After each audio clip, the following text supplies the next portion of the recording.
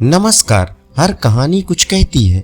आज की कहानी क्या कहती है तो चलिए सुनते हैं। श्रीलंका की लोक कथा विचित्र टोपी।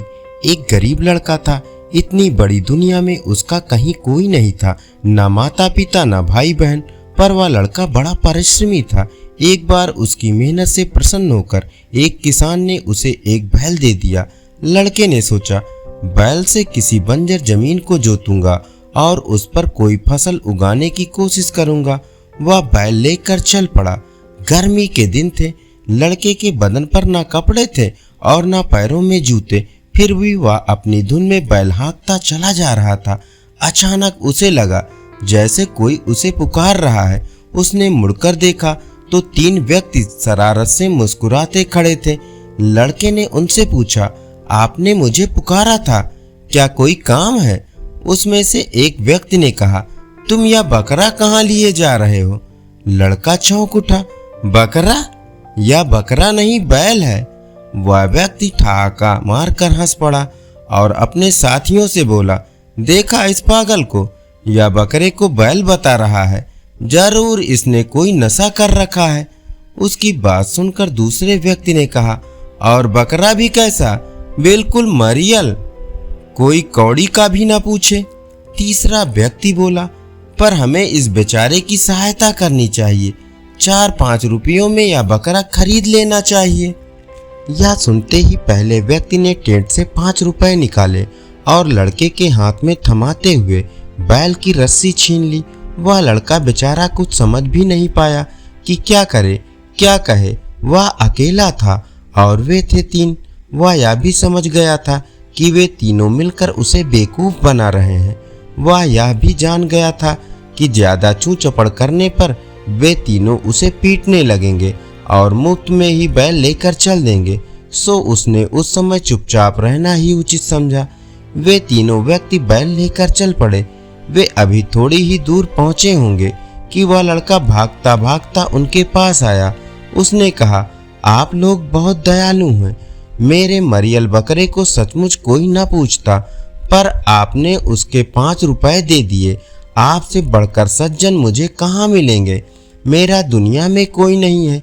यदि आप लोग मुझे नौकर रख लें तो मेरे कुछ दिन सुख से कट जाएंगे।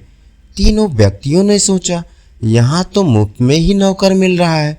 उन्होंने उसे अपने साथ ले लिया। लड़का बड़ा मेहनती था। कुछ ही दिनों में उसने तीनों का विश्वास जीत लिया। वह उनके सारे काम करता, घर खर्च और पैसों का भी पाई हिसाब रखता। तीनों उससे बड़े खुश थे। एक दिन वह लड़का एक विचित्र सी टोपी लगाए घर लौटा। उसकी 3 नोकों वाली टोपी देखकर तीनों व्यक्ति हंस पड़े। वे बोले, ये जोकरों की टोपी कहाँ से लेकर आया है? पर लड़का गंभीर बना रहा। उसने कहा, यह टोपी जोकरों की नहीं है, यह एक करामाती ताज है। इसे पहनकर बाजार में से हर चीज मुफ्त ली जा सकती है। इसी के कारण तो मैं आपसे अपने खर्च के लिए कुछ लेता नहीं। तीनों व्यक्तियों को उसकी बात पर विश्वास नहीं हुआ। यह देखकर लड़के ने कहा, आपको मेरी बात पर विश्वास नहीं हो रहा है? कल बाजार में चलिएगा और इस ताज की करामात स्वयं देखिएगा। तीनों व्यक्तियों ने हामी भर दी और अपने काम धंधे पर निकल गए। उधर वह लड़का वही टोपी पहनकर बाजार चला गया। उसने 3 बड़ी दुकानें चुनी, फिर उनके मालिकों को बड़ी बड़ी रकमें देकर बोला, कल मैं अपने 3 मेहमानों के साथ आऊंगा। पहचान के लिए यही टोपी पहने रहूंगा। वे जो खाएं पिए, जो मांगे देना, पर 1 पैसा भी नहीं मांगना। यह पेशगी रकम लो, बाद में मैं हिसाब कर लूंगा। दुकानदारों को इसमें क्या आपत्ति होती? लड़के का भी इसमें कोई नुकसान नहीं था। उसने वह रकम उन तीनों व्यक्तियों की एक गुप्त गुल्लक में से निकाल कर दी थी। दूसरे दिन सुबह वह तीनों व्यक्तियों को लेकर बाजार में पहुंचा। तब तक बाजार में उसके पेशगी रकम देने की बात फैल चुकी थी। सबने उससे कोई सिरफिरा रईस समझ लिया था।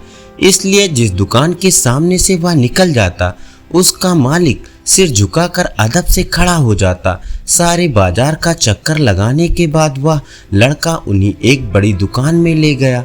यहाँ खाने पीने की बड़ी स्वादिष्ट चीजें रखी थी। चारों ने छक्कर भोजन किया। भोजन करने के बाद लड़का उठा उसके साथ तीनों व्यक्ति भी उठ खड़े हुए। जब वे बाहर जाने लगे तो दुकान का मालिक हाथ जोड़कर उठ खड़ा हुआ। वह बोला, फिर कभी जरूर पधारिएगा, दुकान आपकी ही है।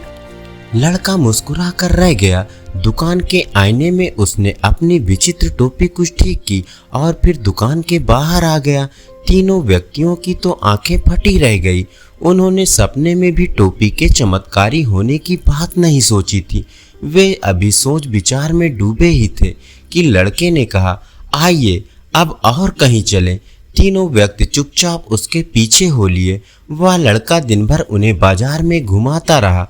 दोपहर में वह उन्हें एक और होटल में खाना खिलाने ले गया। शाम को भी उसने उनकी इसी तरह खातिरदारी की। तीनों व्यक्तियों को तो जैसे सब सपना सा लग रहा था। जहां भी वह लड़का टोपी पहने जाता वहीं उसकी बड़ी आवभगत होती थी। रात को वे घर लौटने लगे।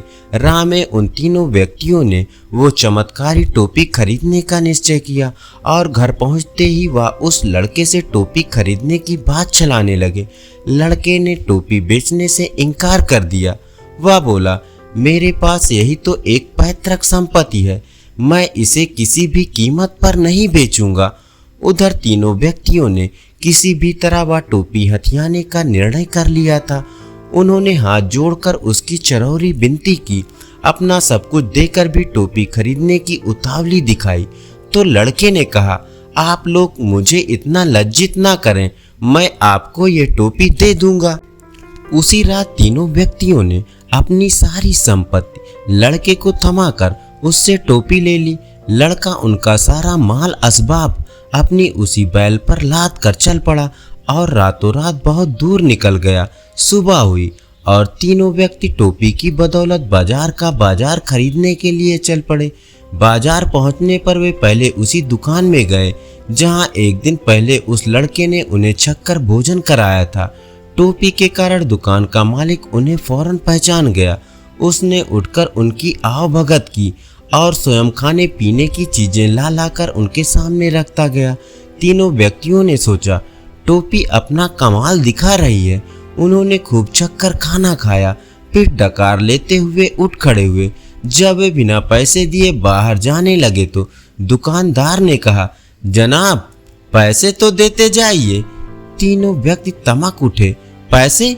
पैसे किस बात के? और यह कहते हुए उनमें से एक ने टोपी दुकानदार की आंखों के सामने नचा दी। दुकानदार काफी मोटा तगड़ा था। वह अकेला ही तीनों के लिए काफी था। उसने लपक कर टोपी वाले व्यक्ति की गर्दन पकड़ ली और बोला, अब बताऊं तुझे पैसे किस बात के? तीनों व्यक्ति बड़े शक पकाए। उनमें से एक ने जल्दी जल्दी पैसे देकर अपना पिंड छुड़ाया और दुकान के बाहर आ गए। बाहर आकर वे आपस में झगड़ने लगे। टोपी पर उन्हें अभी भी विश्वास था। दोनों व्यक्तियों ने अपने तीसरे साथी से कहा, तुमने टोपी हाथ में ले रखी थी, इसी कारण उसका असर नहीं हुआ, तुम इसे सिर पर पहनो। तीसरे व्यक्ति को इस बात में सच्चाई लगी। उसने टोपी सिर पर रख ली। उसे बड़ी शर्म मालूम पड़ रही थी, पर क्या करता। अब वे तीनों फिर एक दुकान में गए। वहां भी उन्होंने मनचाही चीजें खरीदी। जब वे उनकी गठरी बांधकर चलने लगे तो दुकानदार ने उनसे चीजों के दाम मांगे। तीनों व्यक्तियों को कुछ सूझ न पड़ा। घबराहट में टोपी पहना व्यक्ति दुकानदार के सामने आकर अपना सिर हिलाने लगा ताकि दुकानदार टोपी से प्रभावित हो जाए, पर इसका उल्टा असर हुआ। दुकानदार ने उसे जो थप्पड़ मारा तो टोपी उड़कर भट्टी में जा गिरी और क्षण भर में जलकर राख हो गई। टोपी के इस तरह भस्म होते देखकर तीनों व्यक्ति चीख चीख कर विलाप करने लगे। अब तो उस दुकान के सामने भीड़ इकट्ठी हो गई।